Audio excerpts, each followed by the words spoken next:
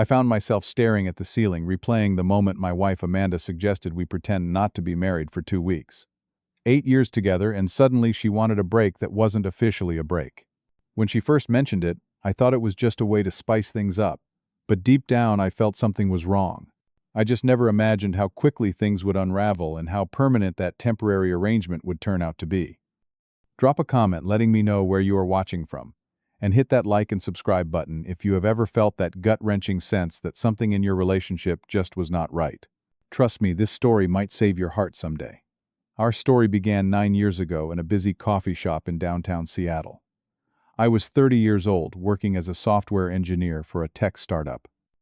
That rainy Tuesday morning, the line was longer than usual, and I found myself standing behind this woman with auburn hair who seemed completely absorbed in a book about architectural design. "Is that any good?" I asked, nodding toward her book.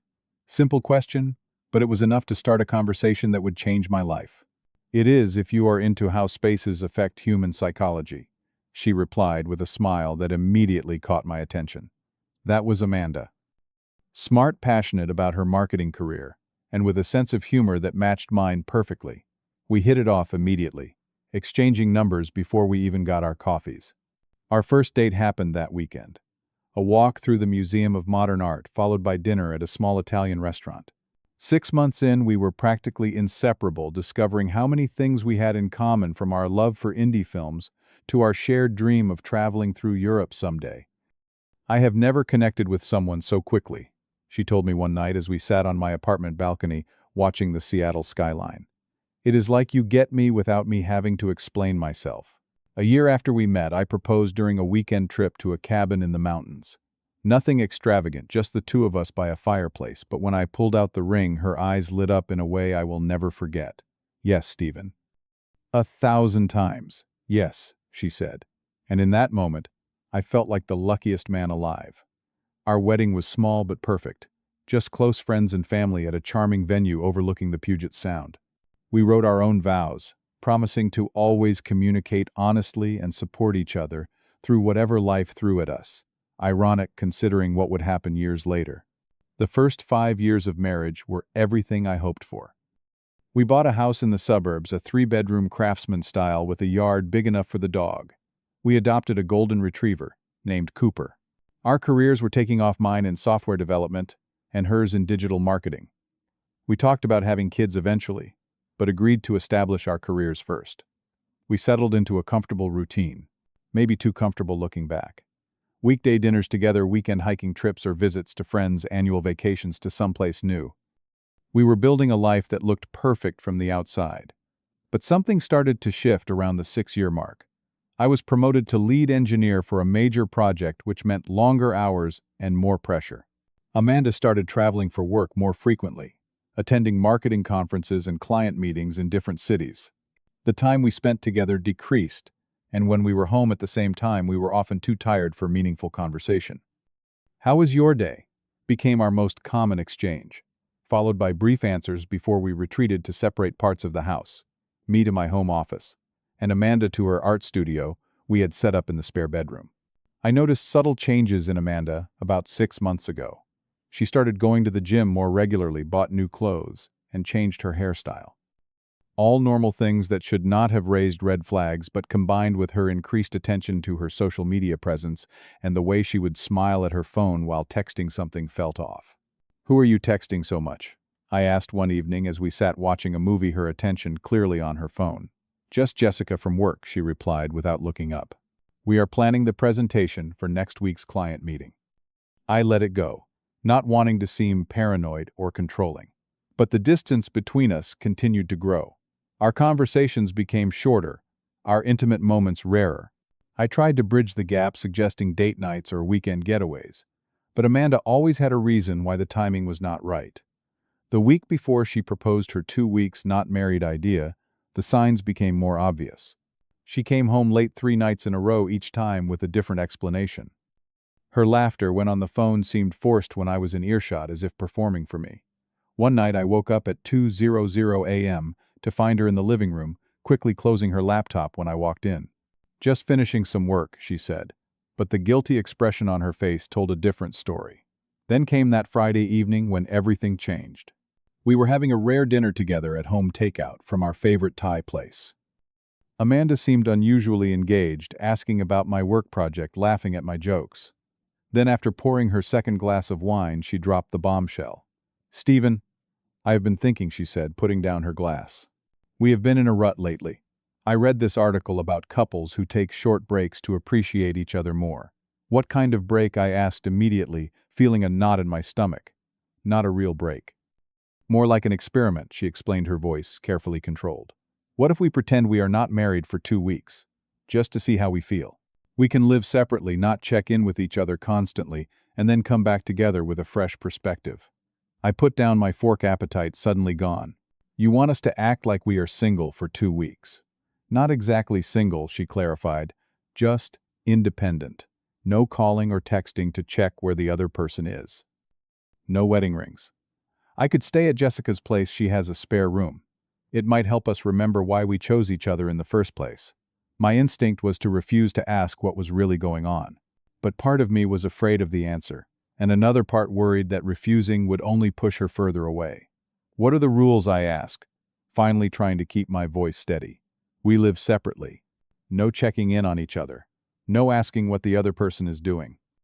After 2 weeks we meet and talk about how we feel," Amanda explained, looking relieved that I had not immediately rejected the idea. "And if one of us needs to contact the other during this time," I asked. "Email for practical stuff only, like bills or house matters," she said clearly, having thought this through. "This is not about seeing other people, Stephen. It is about remembering who we are as individuals." Her words said one thing, but the eagerness in her voice suggested something else entirely. Still, I wanted to save our marriage, and maybe this was a way to shock us out of our complacency. "If that is what you want, and you think it will help us, then okay," I said, the words feeling like stones in my mouth. "When do we start?" "Tomorrow," she suggested, barely containing what looked like excitement. "I already talked to Jessica, and she said it is fine." Of course, she had already arranged it. This was not a spontaneous suggestion, but a planned exit, even if temporary. I nodded, not trusting myself to speak further without letting my hurt show. That night, as Amanda packed a suitcase with far more clothes than seemed necessary for a 2-week stay, I lay in bed wondering how we had reached this point, and trying to ignore the voice in my head telling me that our marriage was already over. The first morning without Amanda felt strange. I woke up reaching for her side of the bed, only to find it empty and cold. Cooper looked confused, wandering around the house searching for her. I felt a hollow sensation in my chest as I went through my morning routine, the silence of the house oppressive where it had once been comfortable. "It is just 2 weeks," I told myself, as I made coffee for one. "This might be good for us." I tried to focus on work, diving into code to distract myself from the thoughts spinning in my head. Was Amanda really staying at Jessica's? What was she doing right now? Was she missing me at all? I caught myself checking my phone repeatedly, hoping for a message despite our no-contact agreement. By evening, the house felt unbearably empty. I called my best friend James, needing someone to talk to. She suggested what James asked, disbelief evident in his voice when I explained the situation. "A 2-week break where we pretend not to be married," I repeated. "To get perspective or something." "Steve, man, I do not want to jump to conclusions, but that sounds suspicious as hell," James said carefully.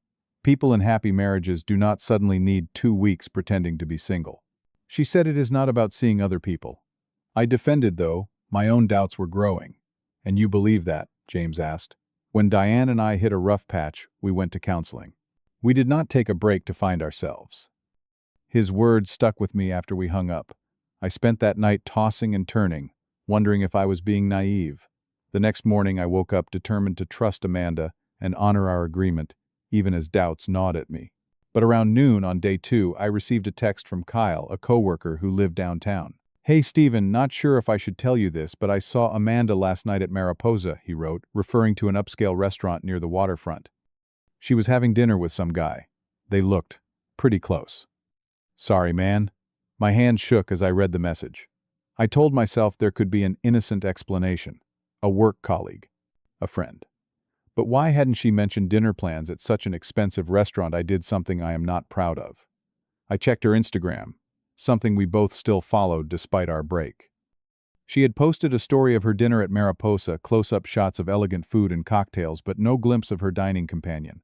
I barely slept that night, my mind creating scenarios of Amanda laughing across a candlelit table with a faceless man. I reminded myself that we had agreed to this arrangement, that she was free to have dinner with whoever she wanted. But it still felt like a betrayal of what she had claimed this break was about. Day 3 arrived, and with it the moment everything became clear. I was at work trying to focus on debugging a particularly stubborn piece of code when my phone buzzed with an Instagram notification. Amanda had posted a new photo. My heart stopped when I saw it. There she was, in what looked like a bar, sitting extremely close to a man with dark hair and a tailored suit, his arm wrapped around her shoulders. Their faces were practically touching as they smiled for the camera. The caption read, "Sometimes you meet someone who truly understands you. New beginnings." The office seemed to spin around me.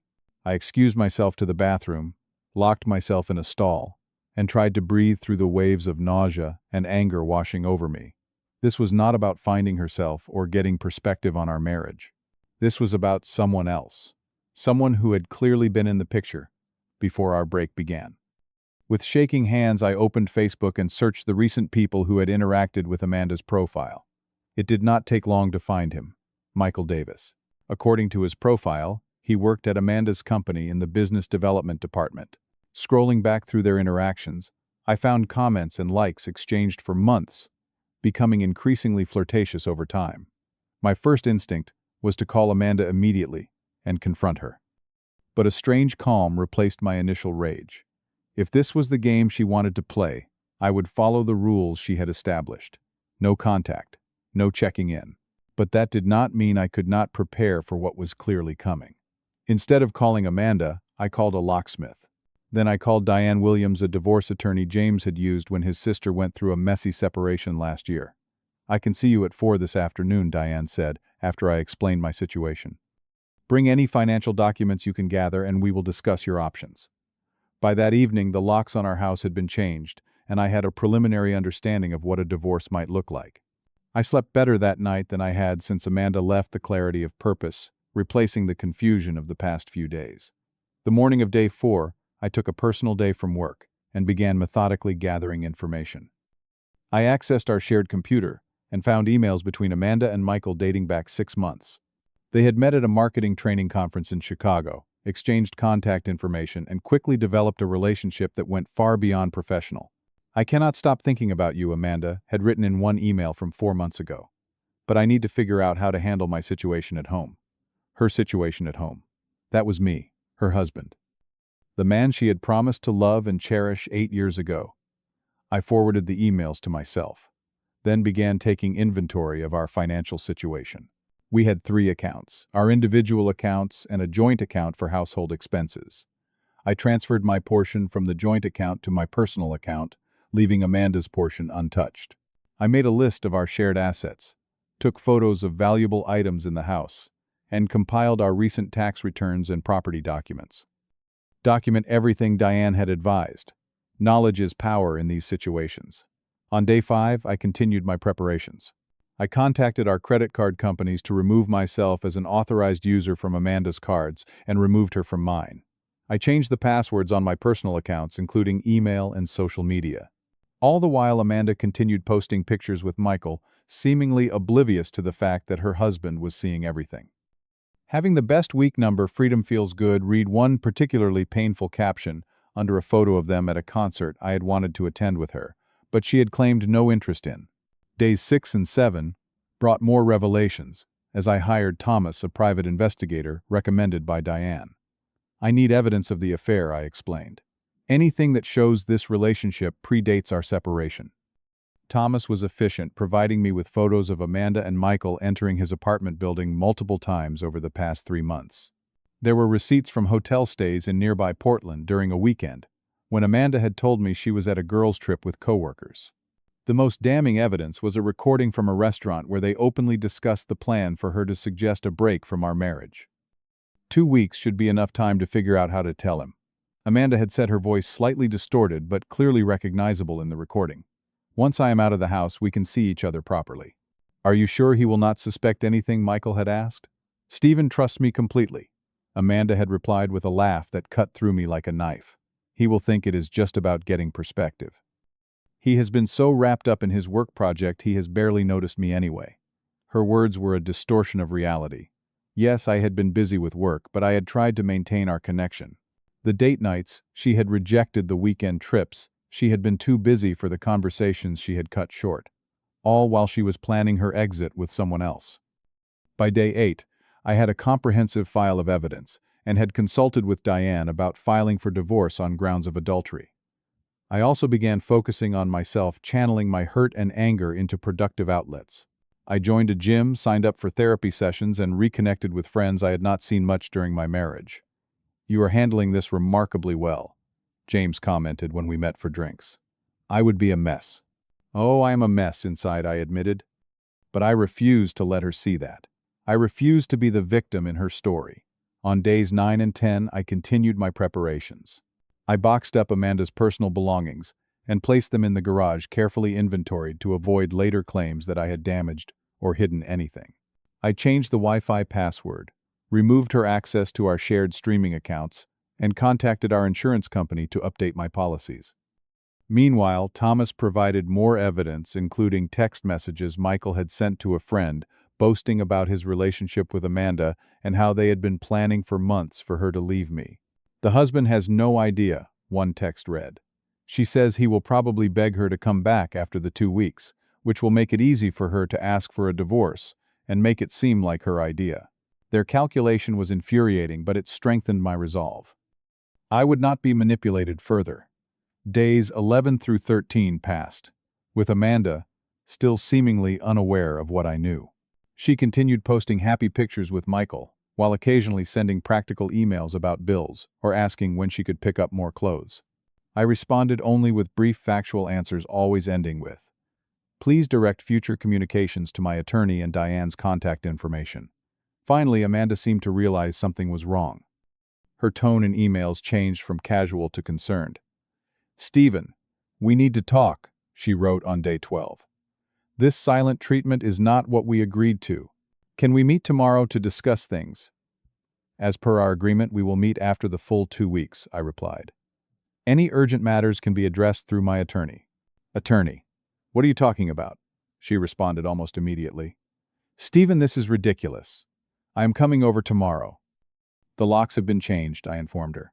"Your belongings are in the garage, inventoried and packed safely. The code to the garage door is the same." Her response was a stream of text messages, alternating between anger and pleading. I did not reply to any of them. On the morning of day 14, exactly as we had agreed 2 weeks earlier, the confrontation finally happened. Not at our home as originally planned, but at my workplace. Amanda bypassed security by claiming a delivery, then barged into my office, her face flushed with anger. "What the hell, Stephen?" she demanded, loud enough for my colleagues to hear. "You changed the locks. You are having your attorney contact me. What kind of game are you playing?" I remained seated, maintaining my composure even as my heart raced. "Please lower your voice, Amanda. This is my workplace." "I will not lower my voice.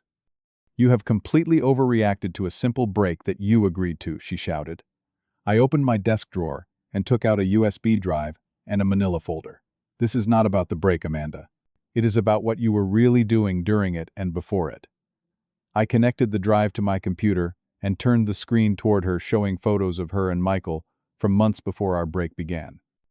Then, I opened the folder containing transcripts of their conversations, planning how she would leave me. The color drained from her face as she realized what I had discovered. "You had me followed. You spied on me. That is invasion of privacy. No more an invasion than you carrying on an affair for months while pretending to be committed to our marriage," I replied calmly. "You lied to me, Amanda. The 2-week break was never about perspective. It was a way for you to be with Michael openly while keeping me as a backup plan." "That is not true," she protested weakly. "Things with Michael just happened during the break." "Really? Then explain these emails from 4 months ago," I said, showing her the evidence. "Or the hotel receipts from Portland during your supposed girls' trip 3 months ago.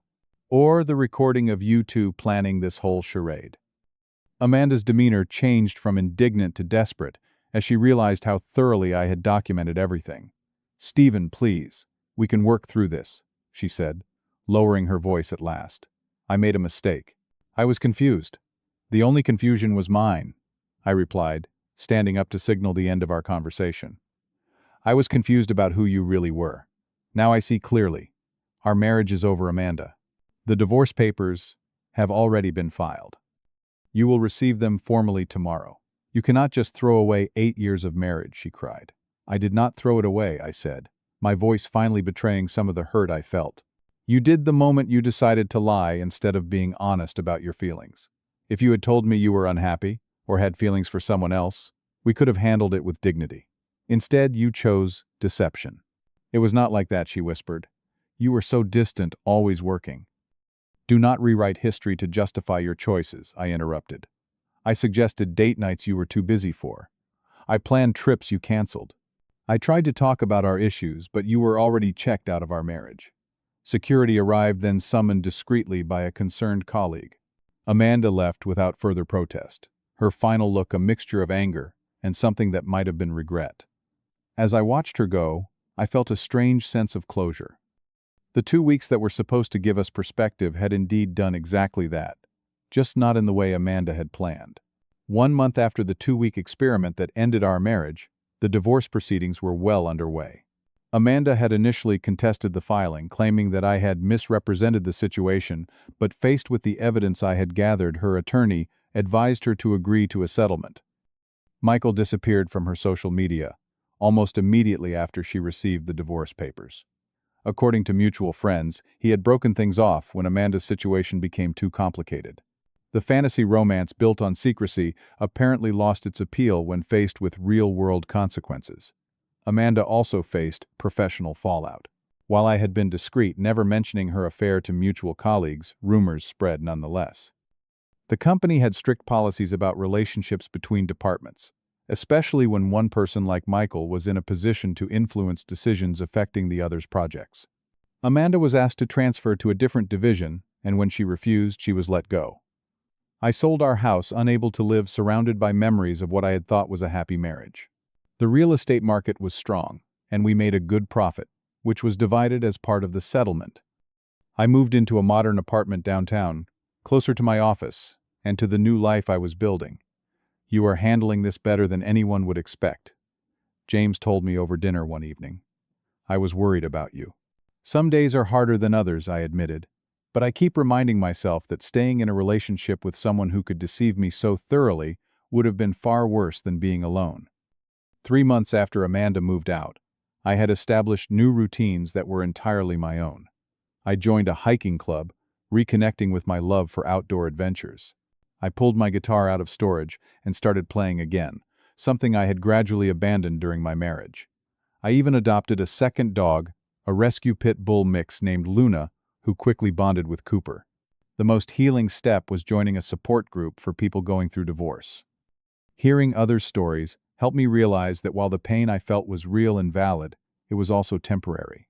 The person who betrayed you does not deserve to keep taking your happiness, even after they are gone, said Marcus, a group member who had been through a similar experience.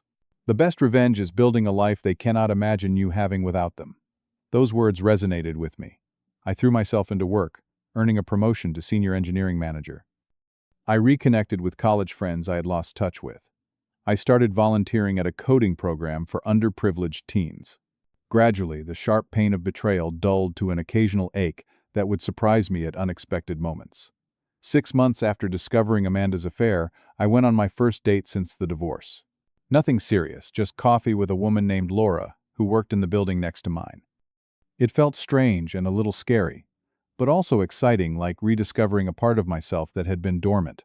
Looking back at my marriage, I could now see the warning signs I had missed or chosen to ignore. The gradual withdrawal of affection, the decreasing interest in our shared future plans, the defensiveness when I asked innocent questions about her day or her new friends at work. While none of these alone indicated an affair together, they painted a picture of someone whose heart was already elsewhere. I learned valuable lessons from the painful end of my marriage. I learned the importance of setting clear boundaries and expecting honesty from partners. I gained a deeper appreciation for genuine communication, the kind that involves difficult truths rather than comfortable lies. Most importantly, I learned that self-respect sometimes means walking away even from something you desperately wanted to save. The hardest part, I told my therapist during one of our sessions, was accepting that the Amanda I loved did not actually exist. She was capable of sustained deception and had no real remorse until she faced consequences. That is a profound realization, Dr. Harris replied. Many people never get there. They keep trying to reconcile the person they thought they knew with the person who hurt them.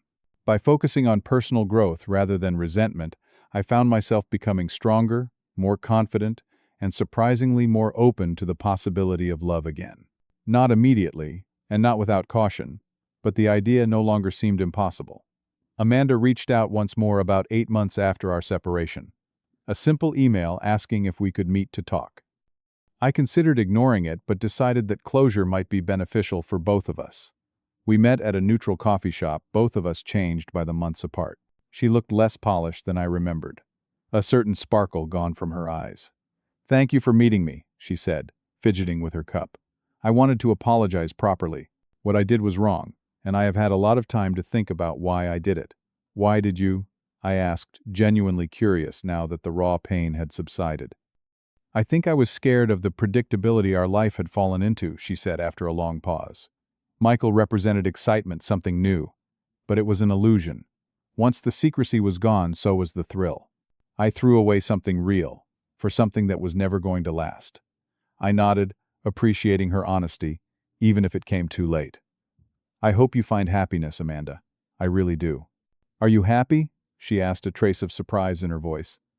"I am getting there," I replied truthfully. "I am building something new, something honest." As I walked away from that final meeting, I felt the last piece of resentment I had been carrying dissolve. Amanda's choices had caused me immense pain, but they had also forced me to rediscover myself and my own resilience. Life rarely follows the path we expect. Sometimes the most devastating detours lead us to exactly where we need to be. What seemed like an ending, the collapse of the future I had planned, turned out to be the beginning of a new chapter I could not have imagined. The 2 weeks that were meant to be a temporary break became a permanent freedom, not just from a marriage that had already failed, but from the limitations I had unknowingly placed on myself within it. Have you ever had to rebuild your life after betrayal? How did you find the strength to start over? Drop a comment below, sharing your experience, and subscribe if this story resonated with you. If someone in your life needs to hear this message about self-respect and new beginnings, please share this video with them. Remember, sometimes the relationships that hurt us the most teach us exactly what we deserve. Thank you for listening, and I wish you the courage to demand honesty in all your connections.